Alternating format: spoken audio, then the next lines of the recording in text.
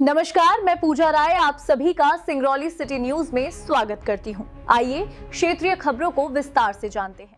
NCL की जयंत परियोजना के विस्तार के लिए मोरवा की भूमि का अधिग्रहण किया जा चुका है। परियोजना का विस्तार 3 स्ट्रिप में प्रस्तावित है।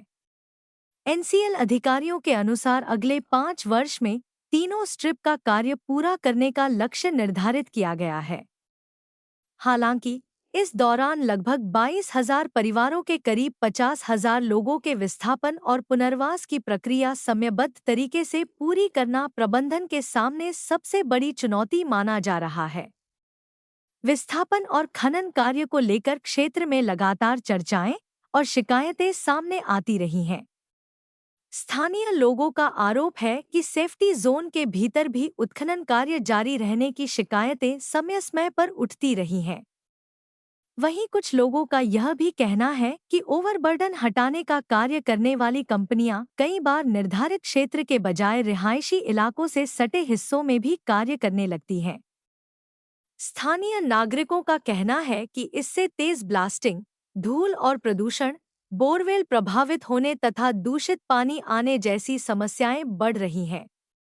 उनका आरोप है कि खनन गतिविधियों के कारण आसपास रहने वाले परिवारों को रोजमर्रा की परेशानियों का सामना करना पड़ रहा है। दूसरी ओर, परियोजना के विस्तार को लेकर विस्थापन की प्रक्रिया भी महत्वपूर्ण चरण में है। प्रभावित परिवारों का कहना है कि पुनर्वास, मुआवजा और मूलभूत सुविधाओं से जुड़े मुद्दों का समय पर समाधान होना आवश्यक है, ताकि विकास कार्यों के साथ लोगों के हित भी सुरक्षित रह सकें।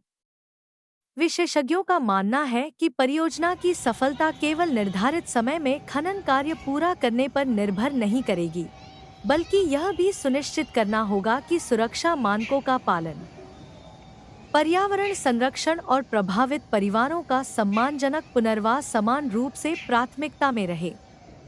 ऐसे में वर्ष 2030 का लक्ष्य एनसीएल के लिए केवल उत्पादन बढ़ाने का नहीं, बल्कि विस्थापन और पुनर्वास की सबसे बड़ी परीक्षा भी साबित हो सकता है। इन स्ट्रिप की घोषणा हो गई है। पहले स्ट्रिप में जो चरण में मकान जा रहे हैं, इसके आधार पे अंदाजा लोग लगा रहे हैं कि मोरवा को पूरी तरह विस्थापित होने में कितना समय लगेगा। खदान 9 नंबर वार्ड से कितनी दूरी है और उसकी बाजार क्षेत्र से दूरी कितनी होगी, इसकी अभी तक खाली कयास लगाए जा रहे थे। आज हम आपको दिखाते हैं एरियल व्यू से कि खदान कहां पर है और आपका मकान कहां पर। देखिए हमारे साथ इस विस्थापन की प्रक्रिया में।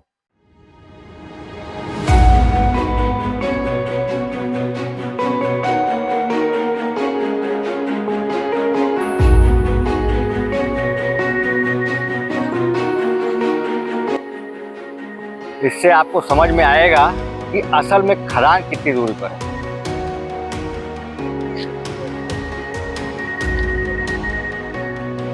इसके लिए बताना चाहूंगा कि जिस क्षेत्र में अभी खनन चल रहा है, उससे कहीं आगे ओबी रिमूवल का काम चल रहा है। ओबी रिमूवल जहां होगी, मान के चलिए कि आपके घरों का ध्वस्तीकरण उसी आधार पर होगा। आप देख सकते हैं उस ड्रोन को।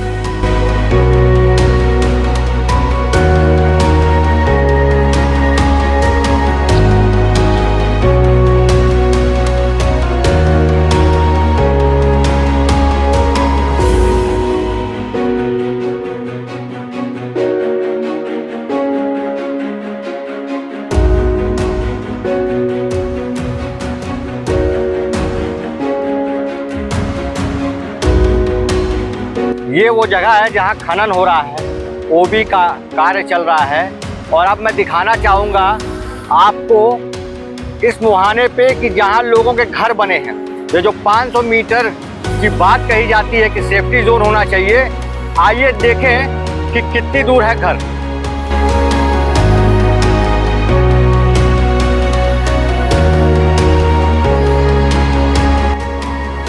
आप देख सकते हैं कि यहीं बगल में लोगों के घर बने हैं। अगर यहाँ से दूरी नापी जाए तो वो भी आप समझ जाएंगे कि 50 मीटर भी दूरी नहीं है। लोगों के रिहायशी इलाके में, जिन्हें बिना मुआवजा दिए बिना हटाए उत्खनन का काम चालू हो रहा है। मात्र 42 मीटर पे लोगों के मकान बने हैं और वहाँ लोग रहते हैं जिन पर अभी तक कोई भी फैसला नहीं किया जा सका है और खनन का काम बेदस्तूर जारी है। हम इस समय खड़े हैं वार्ड क्रमांक 9 आदर्श गंगा स्कूल के पास। आप पीछे देख सकते हैं कि ये आदर्श गंगा स्कूल है और बताया ये जाता है कि यहाँ से खदान क्षेत्र की दूरी 700 मीटर है। क्या वाकई 700 मीटर है? क्या वाकई उस 500 मीटर के दायरे में मकान नहीं है और लोग नहीं रहते हैं? ये आपको अब मैं दिखाना चाहूँगा एरियल व्यू के माध्यम से। आप देख सकते हैं कि इस साइड आदर्श गंगा स्कूल है और इधर से खदान चली आ रही है। इधर वार्ड क्रमांक 8 और बाजार पड़ जाएगा। आप देखिए कि कितनी दूरी पर है यहाँ से खदान।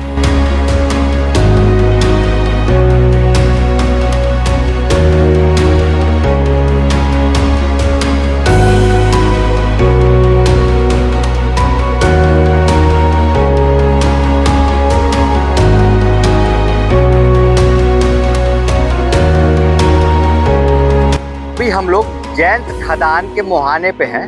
पहले हम लोग आप देख सकते हैं कि ये जो आपको पेड़ दिखाई दे रहे हैं इसके उधर से हम लोग शूट कर रहे थे, मगर अब हम बढ़ के इधर आदर्श गंगा स्कूल की तरफ आए और ये जो पुराना जो मढ़ौली की सड़क है वहाँ का इलाका है। आप देख सकते हैं कि पीछे यहाँ पर किस तरह से माइनिंग की जा रही है, कोयले का उत्खनन जारी है और यहाँ से आप समझ लीजिए कि 500 मीटर भी नहीं होगा रिहायशी इलाका जहां लोग बसे।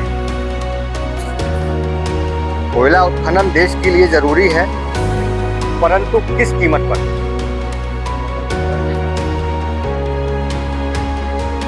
देख सकते हैं कि इस खदानों के बीच में टापूनुमा जगह जो बनी हुई है वहां पे अभी भी लोगों के रिहायशी मकान आपको देखने को मिलेंगे जिन्हें अभी तक मुआवजा नहीं मिला है और मुआवजा नहीं मिला है तो आप उनको हटा नहीं सकते, तो उत्खनन कैसे होगा? तो आप देख सकते हैं किस तरह से टापू बना के छोड़ दिया गया है। अब वो लोग ना ही उस घर पे आ सकते हैं ना जा सकते हैं। कहने को इंजन ने उन्हें नहीं हटाया, मगर क्या कोई वहाँ रह सकेगा और कैसे आएगा कैसे जाएगा?